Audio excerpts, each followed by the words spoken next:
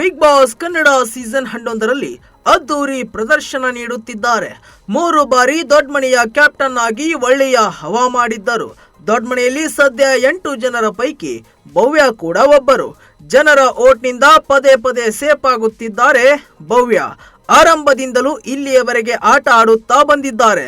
ಭವ್ಯ top 5ರ ಸ್ಥಾನದಲ್ಲಿ ಕೂರಲು ಇನ್ನು ಕೆಲವೇ ಮೆಟ್ಟಿಲುಗಳು ಬಾಕಿ ಇದೆ. ಭವ್ಯ ಕೆಲವೊಮ್ಮೆ ದುರಹಂಕಾರದಿಂದ ಮೆರೆದದ್ದೂ ಇದೆ.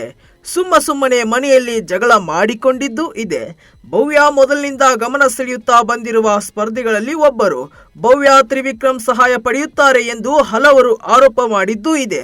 ಆದರೆ ಇದನ್ನ ಭವ್ಯ ಒಪ್ಪಿಕೊಳ್ಳೋಕೆ ರೆಡಿ ಇಲ್ಲ.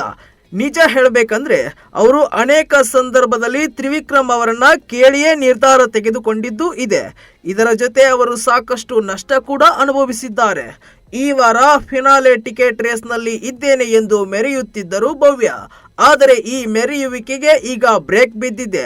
ಅವರಿಗೆ ಫಿನಾಲೆ ಟಿಕೆಟ್ ಪಡೆಯೋಕೆ ಸಾಧ್ಯವಾಗಿಲ್ಲ. ಅತ್ತ ಭವ್ಯ ಹನುಮಂತ ಅವರಿಗೂ ಕೂಡ ಹೊಡೆದದ್ದು ಇದೆ.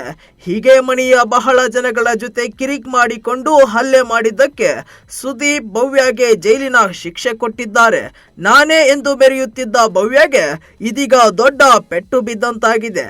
ಈ ಮೊದಲು 3ನೇ ಬಾರಿಗೆ ಕ್ಯಾಪ್ಟನ್ ಆದೆ ಎಂದು ಭವ್ಯ ಬೀಗಿದ್ದರು. ಅಲ್ಲಿ ಕೂಡ ಭವ್ಯ ಮೋಸ ಮಾಡಿದ್ದರು. ಆ ವಾರ ಕೂಡ ಕಿಚ್ಚ ಸುದೀಪ್ ಕ್ಲಾಸ್ ತೆಗೆದುಕೊಂಡಿದ್ದರು. ಭವ್ಯ ಇನ್ನಾದರೂ ತಿದ್ದಿಕೊಂಡು ನಡೆದರೆ ಒಳ್ಳೆಯದು.